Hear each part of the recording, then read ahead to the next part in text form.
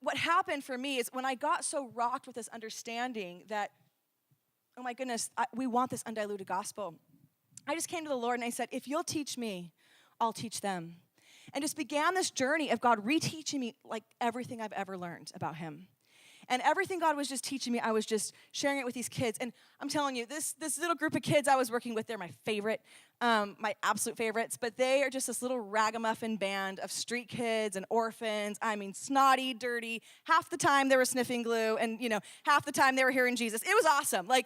It was awesome. But God just began to show up, and these kids just began to get, crazy encountered by God. Just free of addiction, free of trauma, healing. Like nobody, what would have needed 10 years of therapy was happening in a moment. There was times in the middle of the night in the orphanage, we'd wake up and we'd hear children, like an entire room full of children, worshiping and praying in tongues. We're like, what's happening?